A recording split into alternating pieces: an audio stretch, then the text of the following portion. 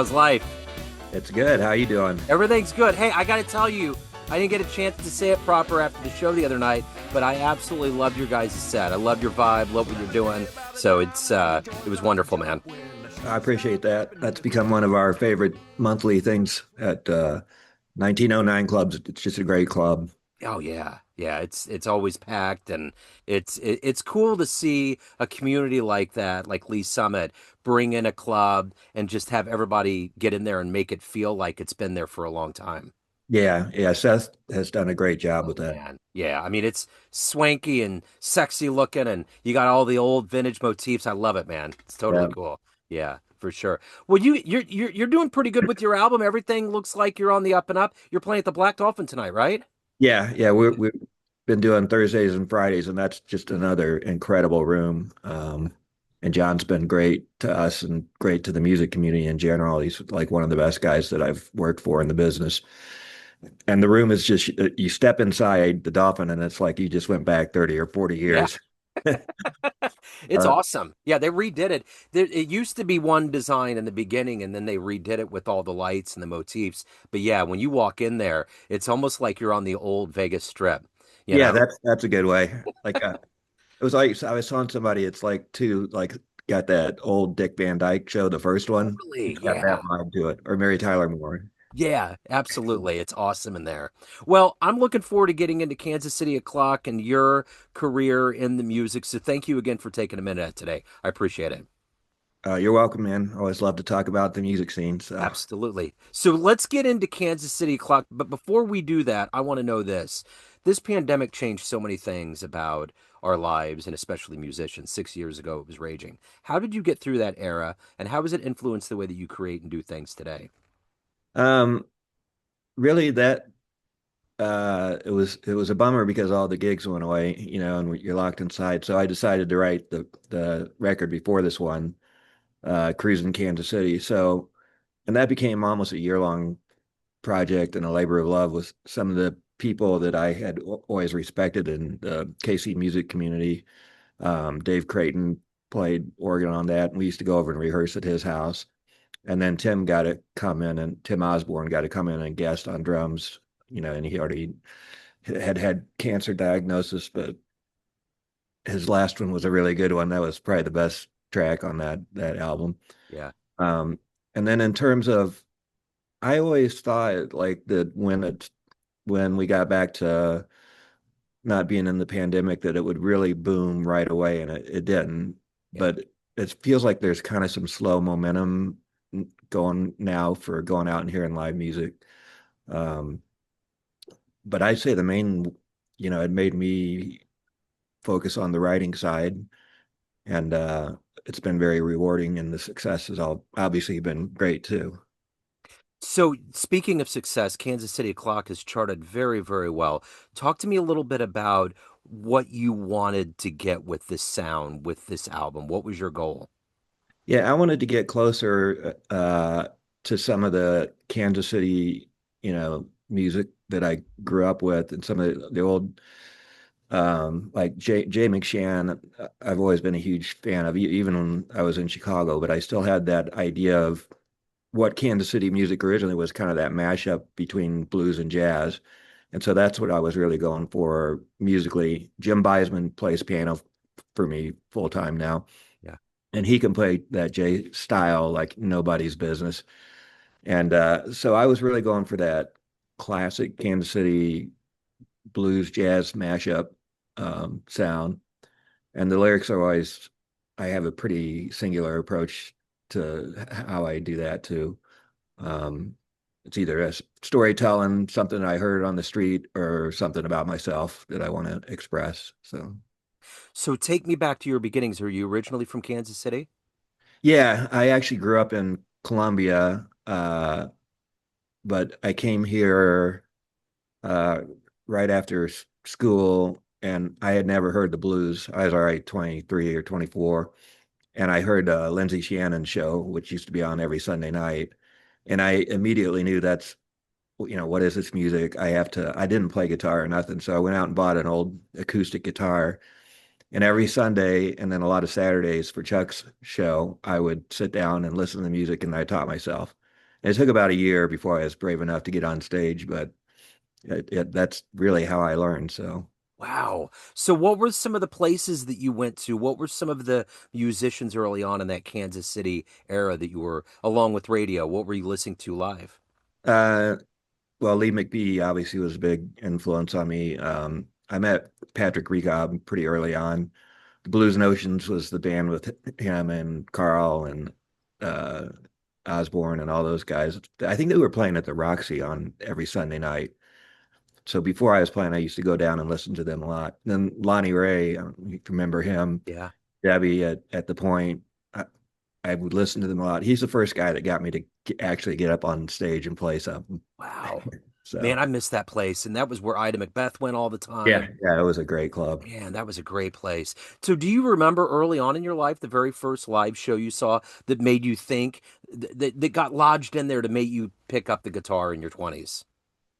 It was the radio that made me do that. Okay. It totally wasn't a live show. I remember the first record I got once I got into it was Live and Well by BB King. And I heard that was probably mid or late journey of the year I was teaching myself, and I was just knocked out. Yeah. And so I'm sure I annoyed my neighbors quite a bit because I was in a little studio apartment on the plaza. But I got to listen to what he did and how he did his shows, and that was really cool. And I remember too that somebody slipped a note under my door back then, and it just said, "Music is your destiny." I don't know who wrote it or who did it, but that I still remember that to this day, and that was a long time ago. Do you still have that piece of paper? I don't. I should have Okay. saved it. But I still, think it that's was, a great memory. no, I think it's the old lady that lived next to me. She was probably 90 years old, and Okay. I'm pretty sure that's who it was. That's pretty prophetic. And in terms of like live shows, when I started going out, I loved the Grand Emporium, Man. Little Hatch's show on Friday afternoons. Yeah. Uh, or when Mama Ray had the jam at Harling's, that was big. Yeah, I remember that. And one of the first bands that really made a gigantic impression on me was Rod Piazza when he came through playing with his band, Yeah. Kansas City. And that's all before I moved to Chicago. So, So how long were you in Chicago? So you went from Columbia to Kansas City to Chicago and back? yeah, I was in Atlanta in between there too, but I moved up to Chicago right at the turn of like 2000. And the second or third night I was there, I there was a guy at Blues on not Halstead, the other one of those blues clubs. And he standing at the bar. He's a big, tall dude, looked like Joe Williams, and he was just bitching about his band. And I told him like, well, I play guitar. And he said, why don't you come and try out for me? And I did on that weekend. He hired me. It was Bark and Bill Smith with Delmark. And so that began my Chicago education, and it was unbelievable. The people that I met playing with him, So how long were you in Chicago? 8 years. So Wow. So what did you learn about Kansas City when you came back? Like what was it that you appreciated more or that you learned about just the music world? How did that enliven you coming back? I had a greater appreciation of what had happened here when all those guys like McShann and Joe Turner and all the horn players too. I always like people used to always say, why don't you have a harmonica? But I think maybe it's my Kansas City in me. And then I get back here, and then especially playing at the Black Dolphin, there's just so many great horn players. I Yeah. think we saw one of them on Saturday. It was Dugan with us. He's all over the record. Yeah. And just because everybody wants to come here because of the history, like so, I got new lenses, fresh look at the thing that originally inspired me, and that was pretty cool. Speaking of Kansas City, there's such a history of, jazz and blues, and the jazz has a blues tinge. There's such a long lineage. You're a part of that, and you're charting well. You're in the middle of the best clubs in this town. What does it mean to be a part of this rich tapestry of Kansas City music history? I say well, it's awesome for me at like dream come true stuff. I know I'm not ever gonna get rich doing this, but like I remember driving early on, especially to the Black Dolphin. I'm driving down there. It's like, holy shit, I'm playing this.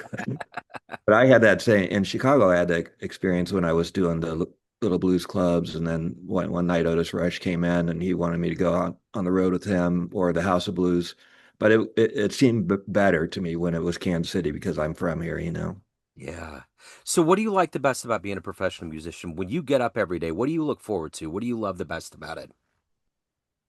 Uh, I like the writing and creativity part the best. I still listen, hours and hours of that old music because it's a language that you're learning, and you have to continually practice at the language, even if you're only using your ears. There's a lot of joy in performance too. I mean, you make people happy, and they come up and talk to you, and you meet lots of interesting people. The musicians probably would be the short answer to that. I've met so many incredible, interesting, crazy characters doing this, and Well, I that's look forward to that. yeah, for sure. Well, that's the thing I always hear about Kansas City is that in the community of musicians, they love being in this community. What is it that you like the best about being a part of this Kansas City collective of musicians? I think it's different. Chicago or Kansas City just seems more open armed to the musicians who are doing this, and the players who do it. They know like it's not easy. It takes a lot of work, and then it can all go away or come in a day or two. So you have to really appreciate the moment when you're in it. And I think most of the people I've met here in Kansas City have that same vibe. Yeah. So if you could go back in time into the history of Kansas City and watch one show at one location in this town, where are you going to go? I would go see when Jay was playing with Joe. I can't remember who else was on that bill, and I'm not sure even under the club, but down. It would be fun to go down and see the original like area around 18th and Vine when it was happening. Yeah. It'd be more about a person. I would love to see Jay McShann live and Joe Turner, and Yeah. they were caught later in their career, But and Charlie Parker was playing with Jay Yeah. about walking in the door and seeing that. Oh man, that would be too much. You would lose oxygen to the brain. So the one thing about into Kansas City when you were here and then leaving for 8 years and coming back, I've noticed being here my whole life that Kansas City's really become something different now.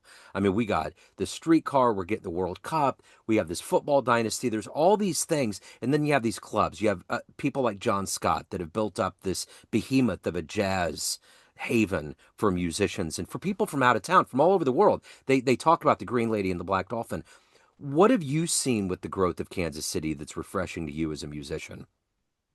Yeah, I think obviously John has done an incredible thing, and not only for through the club, but how well he does to his musicians, and spreading, like you said, people know that club from around the world. Uh, Kansas City was completely different when I left. Like downtown, there wasn't any, Right. it didn't Yeah.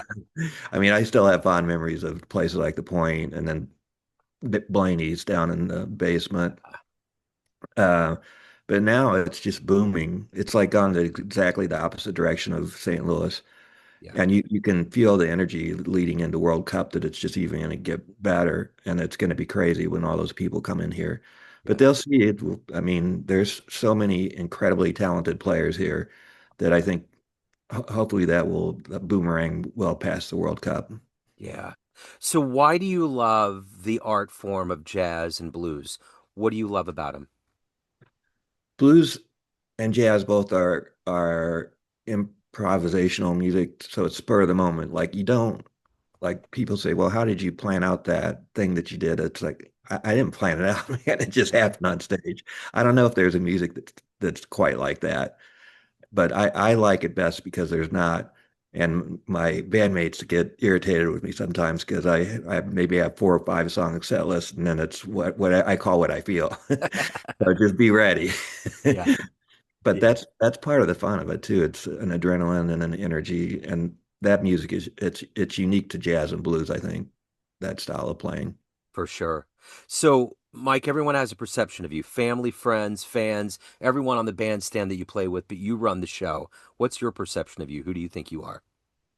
I'm a quiet introvert, who who is a pretty decent songwriter, and the rest of it, I just try and be as good as I can and surround myself with good people. Definitely no ego here, and I don't like to work with people that are like that. But I see myself as blessed that I've been able to do this even to this day. Even if it ends tomorrow, I feel blessed. So Kansas City O'Clock is the latest album. It's charting. It's charted very well. If people want to get a copy, as we know, streaming doesn't pay what download and buying does. So how can people indulge? I would say I've got some for sale through the Black Dolphin, so I Okay. would recommend that people buy it through them. And his price is better too. So Okay. Perfect. Perfect. I will route everybody in that direction. So, as far as live shows, we established Club 1909 at Libations in downtown Lee Summit in the Black Dolphin. Do you have a regular itinerary? Anything else going on? yeah, or Black Dolphin's Thursday and Friday. Okay. Uh, Lee Summit's every third Saturday, Okay. and then I fill in the gaps there. I've got a couple festivals over the summer, and I'm going to go down and do some things in Texas. But right now, I revolve everything around the Black Dolphin, and Saturdays I kind of leave open, other than the one that we've already got booked to book other joints and venues. So Okay. So is you have a presence online if anybody wants to check in for yeah, dates? I keep dates up on my Facebook page, which is Mike Bourne, Casey Boogie on Facebook, and follow us there, and you'll get pinged with the show dates, and you'll find my website and all that stuff on the Facebook page. Okay, excellent. Mike, so good to meet you, man. Thank you, sir. Thank you for taking a minute out. I Well, appreciate it. nice to meet you. Have a Yeah. good afternoon. Yeah. Neon Jazz.